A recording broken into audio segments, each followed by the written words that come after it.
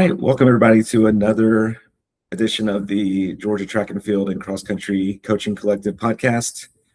I'm Andy Christie and joined today by Ryan McClay, the Georgia Mile Split editor and coach at St. Pius. And we are going to do a quick post-state track meet recap. And first of all, if you haven't checked out his article about the storylines, the 10 storylines. It's a great article you can see on Mile Split. We're going to go ahead and preface this by saying that we know we cannot mention everybody. This would be a feature length, 3 hour, even a 3 hour podcast wouldn't be able to cover everybody. So we're going to hit some highlights, some from the article, maybe some from elsewhere. But apologies to anyone we do not mention. All kinds of amazing performances this past week in Athens. But anyway, thank you, Coach McClay, for joining us. Yeah, thanks for having me. So I think the great thing I love about the state meet is, of course, us coaches hope that it's our athletes that do something amazing, but you know that someone is going to do something amazing. You're going to see or hear about something incredible at some point and multiple times. So as a fan of the sport, and I know you feel the same way probably, it's a lot of fun to just know, okay, there's going to be some great things that come out of, this week of state meets. Yeah, and if you want to dive right in, the just big one that stands out as soon as it happened was that Alexander 4x4. I can't say enough how incredible that race was. Yeah, I think, I got to watch it after the fact. I wasn't there, but I got to see the video of it. The team race coming down to the wire, coming down to that race, potential co-champs versus somebody winning it outright, and then for it to come down to those two teams, to come down to a state record, and for second place to be 3:11, which I'd love to know how many years that has won. I mean, I'm sure it's something ridiculous, like 99.9% of the years. Yeah, probably all but the other time where someone went 3:09. Right, which I believe was Shiloh. Yeah. Which actually, I think that was in a postseason race. You're right. That was at New Balance Nationals. Yeah. So Southwest DeKalb went 3:10 at state in 2023. So that's probably the only other time 3:11 would not have won. Right, which is just insane. Definitely up there, among the greatest second place performances in state meet history. But Alexander, and you kind of get into it in the article, but their guys had run multiple races. The one-day format, new this year, obviously comes into play. And you would think that this is a battle of two teams that are tired, that are running on fumes, and I'm sure they were running on fumes, and yet they still put up these amazing times, which is just incredible. Yeah, the word that just keeps words, I guess, that keep coming to mind are just jaw dropping. It's one of those things where I couldn't believe the clock when it happened. It was just you were speechless by something that you're like, they just ran what? And like you said, we all love it when a state track meet comes down to the 4x4. Any track meet that comes down to the 4x4 is exciting, but for the state meet to come down to the 4x4, and the whole maybe they'll tie that would have just felt really weird. I mean, two amazing teams, it certainly would have been worthy, but it's you want to see two amazing teams that are going head to head all day finish out with a clear winner and a clear second place, and that's what we got. But it was obvious pretty early in that race that it was going to be those two. And it was either going to be an Alexander win or it was going to be a tie. And that felt a little weird. And I think that anybody who was paying attention was probably just rooting for Alexander a little bit, just because they didn't want such an epic battle like that to turn into a tie. Right. And that brings up something I wanted to mention to you from your article, which is, you said, come on, let's have a tiebreaker. If there, so what would be the tiebreaker in your mind if, in that scenario? I've heard a lot of people talk about tiebreakers in track and field over the years. And I think the most common one is who does better in the 4x4, which in this case would have worked. Mm-hmm. But I think probably a better one would be to look at what events they went head to head at, and who came up with more points in all the events they went head to head at. Mm-hmm. Which I'm not 100% sure what all events they went head to head. I know there were a few, the 400, I believe. I can't remember if the 300 hurdles or not, but you pick the events that they went head to head, see who scored the most points there, or just remove all the events where they didn't compete against each other, and then see what you got. But then, of course, you run into the problem of like what happens if you have like a distance and field event heavy school tying a sprint heavy school and there's no crossover of events. Right. I think you default to relays. And it goes back to a point that I've been making for a while. I wish that relays counted double points. In some states they do. In swimming they do. It feels like it's not right for like a team of 4 to win a title and only score 10 points when an individual can win a title and score 10 points. I like the idea of the relays counting double points, and I'll keep saying it, and it'll probably never happen, but I'll just keep saying it. Right. I did see a funny reel. I don't think this was Georgia, but I think it was some other state where 2 teams tied, and they were just trying to figure out who took the trophy home. They knew they were both state champs, and they did a epic game of rock, paper, scissors, and it showed the victory of one school over the other, and the other team will get their trophy eventually. Plus, they got the pictures with it, so exactly. But we didn't get a tie here. We got Alexander going 309.45, which is insane. Yes, and I would imagine, if you're Langston Hughes, obviously you wanted that win, but you got to be like, well, it took the state record to beat us, so hopefully some solace in that. Speaking of close races or close team battles, this is a good time, I guess, to bring up the Holy Innocents over Hebron by half a point in single A to triple A private. I don't know that I've ever seen that for a state title. I'm sure it's happened before, but I don't remember it. And that one also came down to the 4x4 in kind of a weird way. I don't want to rub salt in any wounds, but it would be interesting to go back in time knowing what happened and like watch the coaches' reactions to that. Because you go into that race and Hebron has a 5.5 point lead, and you think like you're in pretty good position. You're in the driver's seat at least. And I don't know what their expectations were. Were they feeling really good going into the 4x4? Were they feeling exhausted? I don't know. But you got Hebron with a pretty big lead, and then in their heat they finished close enough that they should have won, but 2 teams from the slow heat ran faster and bumped them back to 9th, which wound up being enough for Holy Innocents to win by half a point, which is close. Yes, and a couple of things that makes me think of. One is you mentioned, wondering what their reactions were. Something I wish we could know that we'll never know is if this is a 2 or 3 day meet, what's different. I wish we could run a simulation and it's probably just, back and forth. But that's something interesting to think about.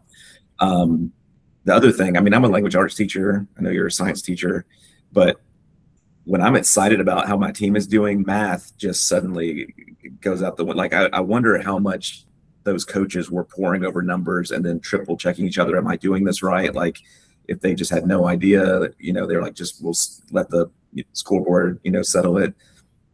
all of that kind of gets hard when your emotions are just so heightened by the situation. Yeah, for sure. I think we've all been there as coaches where we're thinking one thing, but we're not certain of it just because we're like, am I just really excited and seeing things that I'm not sure I'm seeing? And yeah, that definitely, I have to imagine some of that happened for both teams. For sure. Yes. Let's switch. We kind of talked about some team battles. Let's switch to some individuals. And of course, being a distance coach, that's the thing I gravitate to maybe first. But there were so many amazing performances across the board in different events. So let's go ahead and talk about Sierra Thornton. 161 in the discus, 161 feet. Yeah, your thoughts. I'm just flabbergasted more than anything. I mean, we're talking about a sophomore. You see results all year, and I'm looking. Okay, are there any girls in the discus who should be up for Performer of the Week this week? And I see 125 and 130 and 135 all the time. But every time I see a high 130, I think, oh, that's a really good disto. That's or somebody cracks 140, I'm just like, ooh, that's a really good throw. 161 is just, I mean, it's out there. It's just out there. I mean, there's so many boys that can't throw 161, and to see a sophomore girl throw 161, what is her future? What is she going to do this summer? What is she going to do in 2 years? I mean, her senior year of high school is an Olympic year. I mean, are we going to, I mean, I don't want to put that pressure on a sophomore, but I mean, there's no way nobody's thinking about it. That's the type of thing that we haven't seen in Georgia, or we just don't see in Georgia very often. So I don't know. What is the ceiling is my main question after that, is what is the ceiling? Are we going to find out more this summer, or was like that the peak and then she'll come back next year and we'll see where she's at? I don't know. Yeah. I mean, I know there's differences in the weights of the discus for boys and girls, but yeah, 161 is just a crazy number that a lot of boys in the state would love to have. It made me kind of think about Olivia Harris from Buford running 53.2, and how many in the 400, and how many boys 4x4 teams across the state would like a 53.2 on their relay. Yeah, outstanding job, Sierra Thornton. Amazing, kind of reshaping what we think is possible in the discus for sure. Yeah, and if you want to stick with field events and even in the throws, I mean, Janae Randall throwing 47.4 in the shot put is a really good throw as well. Obviously, Sierra Thornton's throw just outshines everybody. But there were several girls that hit. There were actually 3 girls that hit 45 or more. Jade Jordan, Jillian Waterman. We had a couple 20-foot jumpers with Janessa Brown and Valencia Calhoun. Not really a surprise. Both had been over 20 feet before, I think. They're both very talented athletes. But those were our best performances there. Taria Gilbert of Westlake was our top triple jumper, 41 feet there. And then Ava Okiki or Okeke, I'm not 100% sure on that, from Kennesaw was your top pole vaulter in 13 feet. So there were plenty of good field event performances. So it's worth a mention. Felt bad to not include all of them, but it's just, you just can't compete with 161. That's great. Right. But let's stick with the field event theme. Let's go ahead and talk about the boys triple jumpers this year. Again, the field events just fascinate me, and just the technique and the different kind of focus than the running events. So 5 triple jumpers. on the all-time list after this spring. If I got it right, third, fourth, sixth, seventh, eighth. Yes. And just for the stars to align, for all of those guys to be in the same year performing like they did is just incredible. Yeah, and I was texting with somebody about that earlier today. Is just like Chris Mayer was like, I mean, 51 feet, you're already a D1 triple jumper at that distance, and we had 5 of them this year. That's just crazy. It just is. It was a very impressive group, and it kind of came out of nowhere. Like, I mean, I went into the season thinking like we'd have 1 or 2 good triple jumpers, because obviously Kalen Pinkard was really good last year, and there were several guys that were good last year, but it just stepped up to a whole new level this year, and I'm not sure why the triple jump just exploded this year. I mean, 5 of the top 8 ever. That's wild. And that state record is from 1990. So we're talking about something that is very old. And second, by the way, just second place on that all-time list. If you're like, well, they were only 3rd best all-time. Yeah, but second place on that all-time list is Christian Taylor. So like it's not like we're talking about a scrub record or anything like that. So what changed in the triple jump this year in training, coaching? I'm not sure. I don't know.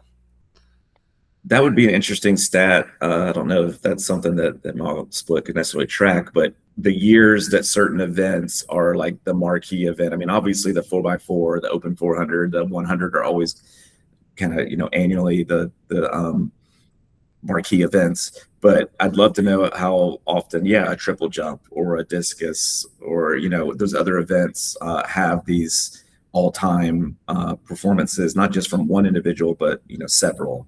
It's interesting how it just kind of cycles, to different events sometimes from year to year.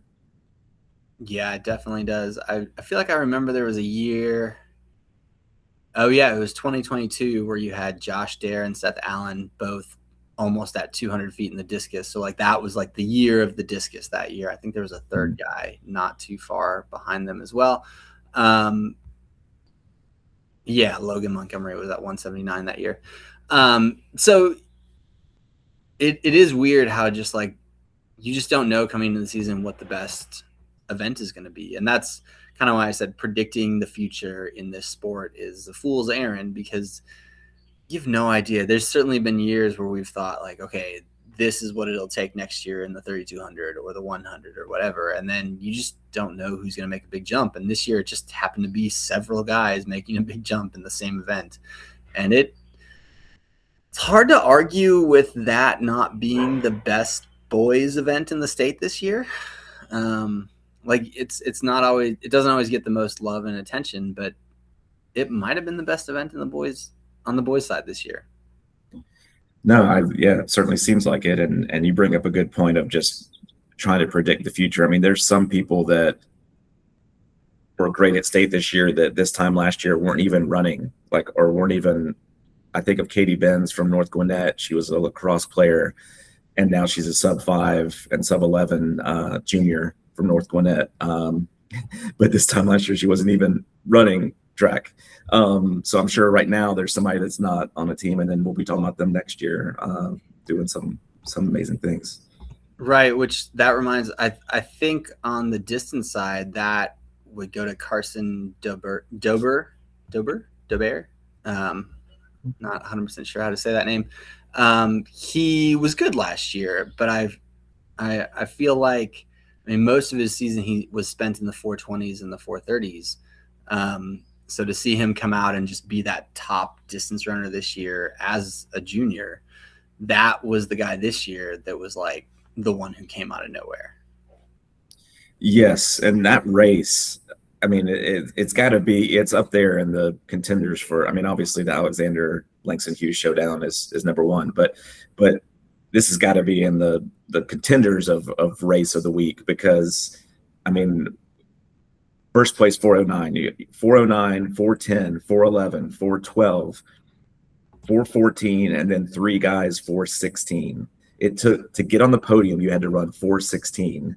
And the about this one was that if you've been coaching for a while, this race is why we love having sectionals now, because this race would not happen without a sectional meet. I think of the goal was get all, as many of the top runners as we can get to state and have the depth instead of just the, maybe 1, 2, or 3 people. So I think, we could have a whole podcast on the sectionals effect, but you get what I'm saying. It was a loaded field, and wow, just when those results popped up, I just was really impressed. Well, that, and they opened in like 2:10 or something. So which I think obviously there were 12 of them clumped together. So all of them opened in 2:09, 2:10, 2:11, whatever. Carson just closed in 1:58 and made it look, it was the smoothest looking 1:58 I've ever seen in my life. But it's not like they opened blazing fast. There were just so many of them that were right there. You're dating yourself a little on sectionals here, because they there are kids who competed at this meet who have been the entire time they've been alive. Sectionals has been a thing. So it's not so much a new thing anymore, but you're right. Like the way we used to qualify for state of just top 2 in the region, and even, just top 2 in the region, we wouldn't have these types of races. And weren't there 12 guys under 4:20 in that race too? Yes. Yes, there were. I remember back there were plenty of times, even with sectionals, where you'd have like state runner up at 4:19, and now you're getting 12th. Like it's a whole new world. Yes. And sure, there's we know there's other factors too, but I just love how the state continues to improve, and it gets deeper, and times that used to be first or second are not anymore. And iron sharpens iron, I guess it's the saying. Yeah. And that event again falls into the similar categories, the triple jump, the 1600, at least the 5A 1600, as we didn't know that was going to be the dominant event. There wasn't anything that, sure, you look at the names now after the fact, you're like, well, yeah, he's good. Yeah, he's good. Yeah, he's good. Yeah, he's good. But you could say that about any classification, that there are several guys that are good. In this one, they all performed, and they all did it off of a 2:10 first 800. Mm-hmm. That's what is just really crazy about it. The way that many of them closed that fast was pretty impressive. Yes, absolutely. All right, that makes me think of kind of the next point I want to bring up is the kids that ran 2 individual races and won, and then maybe also won a relay, like a Josie Hutchinson of Pope, or an Aaron Broderick of Oconee. And then on top of that, you get a Mary Naismith of Marietta, who won the mile all 4 years. So just shout out to those multiple distance winners for not just individual races, but also running a leg on the relay. And that was the first thing in the day, starting your day off with the 4x8, and then coming back and around 12:30 doing the mile, and then later on the 32. It's not an easy thing in a one-day meet. It's really not. I was genuinely surprised by how many did it, and did it well. I think that was, there was all sorts of talking points about the state meet, but I think that was the triple that people feared the most, right? Was either the 4x8, the 16, and the 800, or the 4x8, the 16, and the 3200. Now, I didn't see anybody knock it out of the park if they did the 4x8, 16, and 800. The only one I know that won all 3 is Summer Muxlow from North Hall, but I could be blanking on someone there. So that, it seemed like that triple was attempted less often. It seemed like if somebody was in the 4x8 and the 800, they either weren't in the 1600 or they were pretty tired and didn't run as well in the 1600 as they did in the 4x8 and the open 800. But I was pretty surprised by how well some of these kids did in the 4x8 and the 16 and the 3200. And like you said, there were several that won all three, and that surprised me. I didn't see that coming. And I'd be now I'm curious how tired those kids were the next day. I'm definitely curious about that. Like, did they even bother trying to do a workout the rest of the week, or were they just like running super, super slow, easy mileage? That would be my guess. But after doing all three distance races in one day, or someone who I don't think she was on the relay, but like in 4A, you had Ella Alberici, who she did the 1600, the 800, and the 3200, and she won the 800 and scored in the 1600 and 3200. She ran well in all three events, including a win in the Open 800. So it definitely surprised me how many kids attempted some form of triple in the distance side, and how well they did at a triple in the distance side.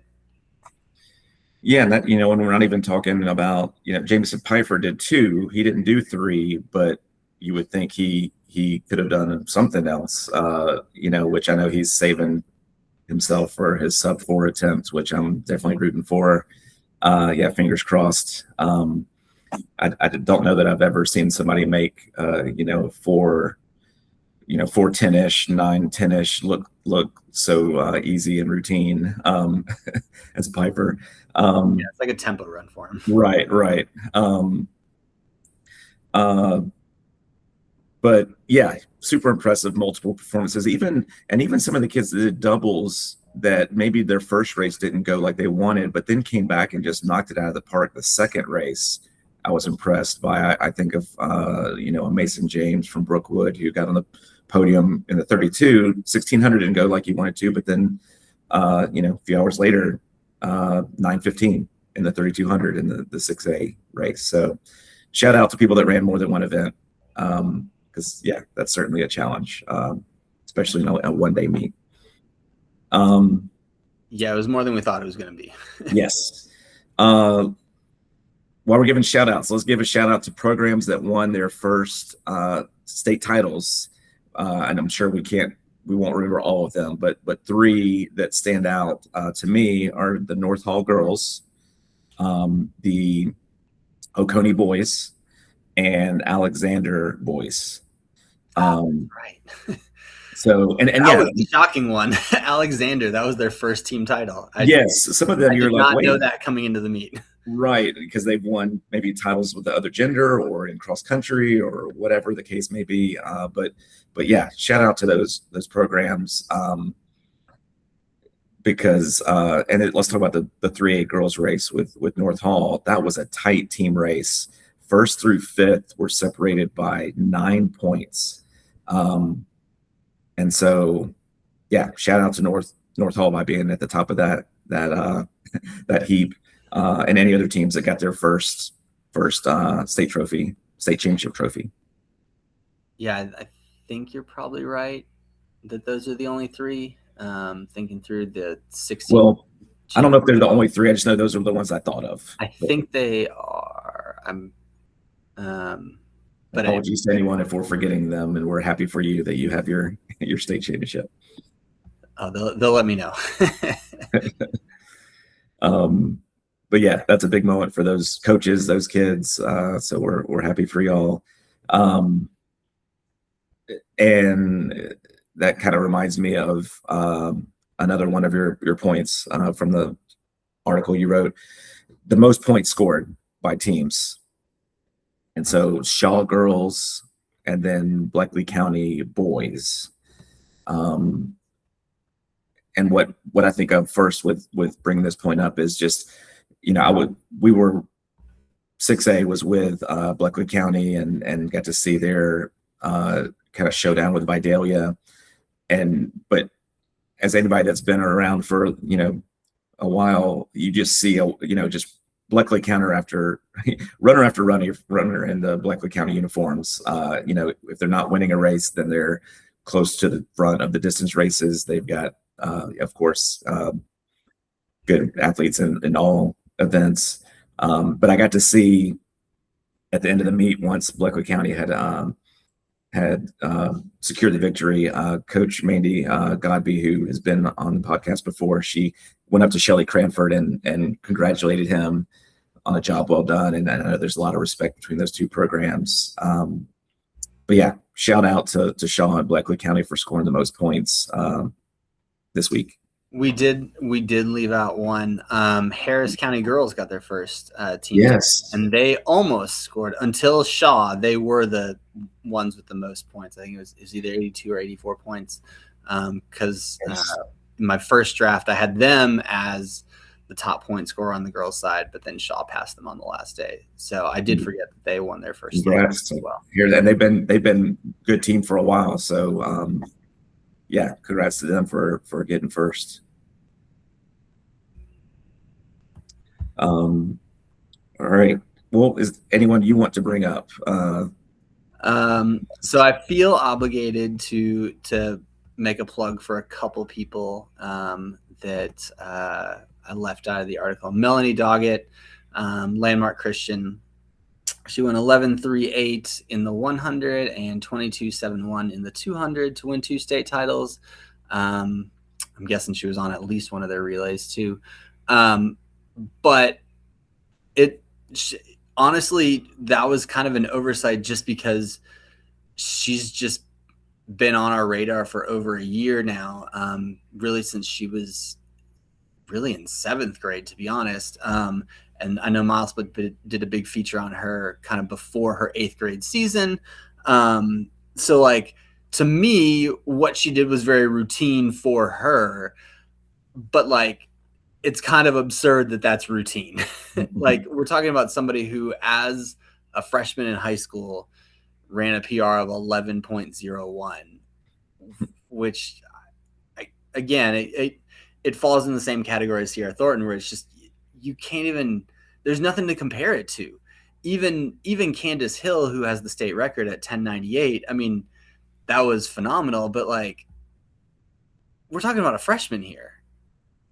There's nothing to compare it to. Her 200 time was a PR at state, the 22.71, which I think is number 3 all time in the 200.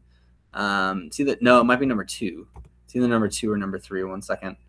It's number 2 all time in the state in the 200, behind only Candace Hill. So we're talking about an all-time great here.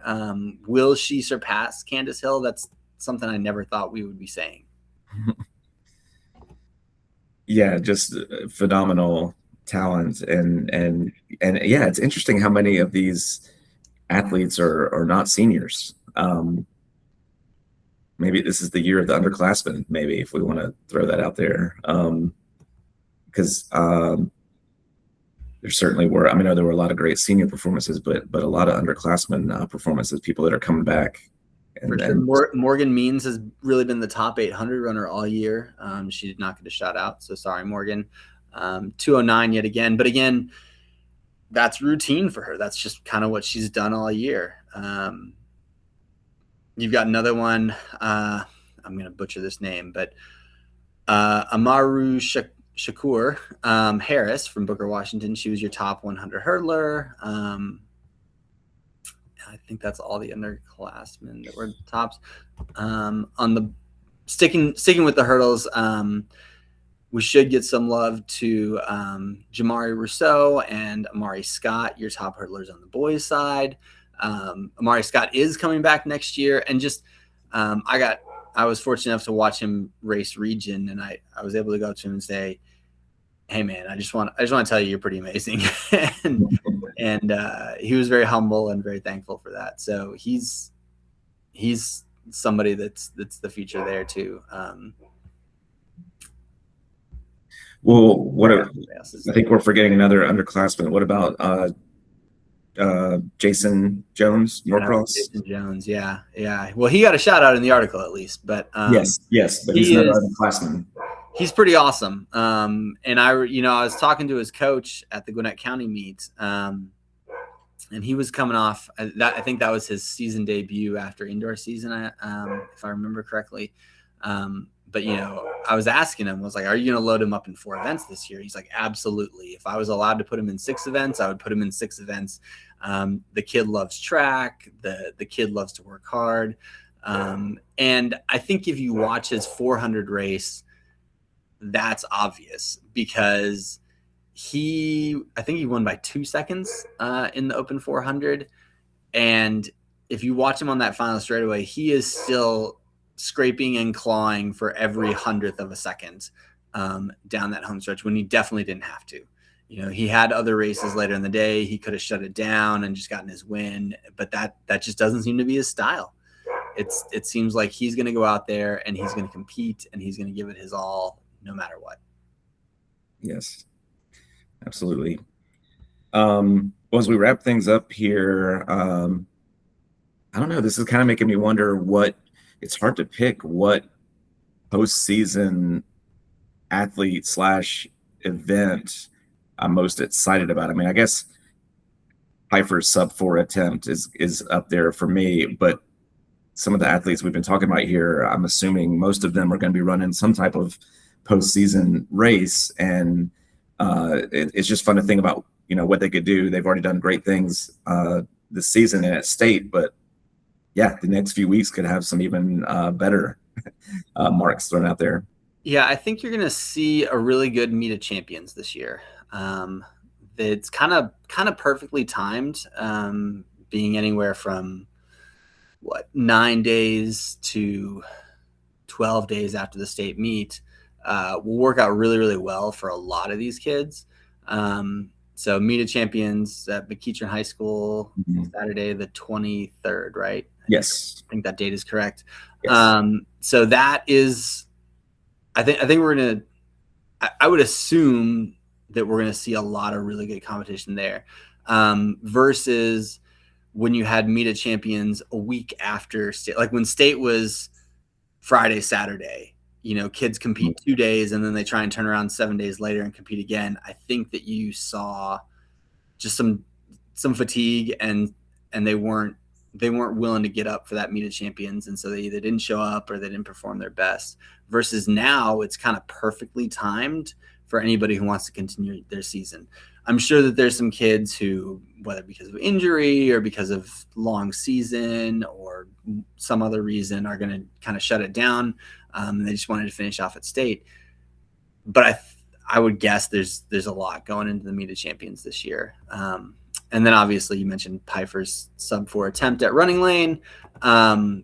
It would be absolutely wild if we got a second sub-4 in 2 years, when we got our very first one ever last year. Right.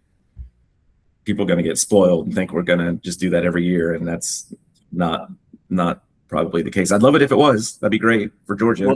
Well, that's how it happened at the high school scene back in the 60s or whatever, when it first, you had Jim Ryan break it, and then you had somebody do it the next year, and then somebody do it the next year, and so everybody was like, "Oh, this is just what's going to happen every year." And then it took 30 something years before Alan Webb was the 4th one under 4. Right. So maybe Georgia's about to go through something like that. Maybe we're going to get Pfeiffer this year and then somebody else next year. Fingers crossed that we get something exciting like that. But hopefully that would be amazing. We don't have to go 30 something years in between number 3 and number 4 if it does. Yes, exactly. Well, shout out to Georgia track and field coaches and athletes, teams. I mean, another stellar spring. We just everybody stepped up and did some amazing things at the state meet in the season. It's fun to talk about all the different things that the athletes did this season for sure.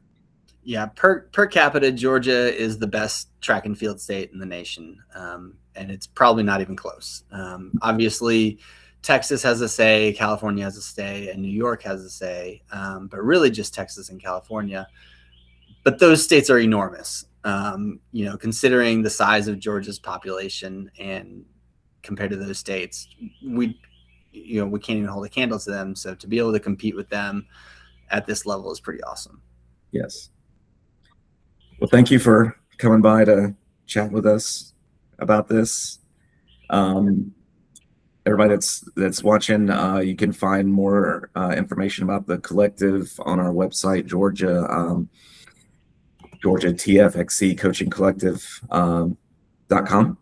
We're on social media as well, and there's a YouTube channel with other interviews that we've done. But thank you, Coach McClay, for talking shop. We always love to talk about track and field.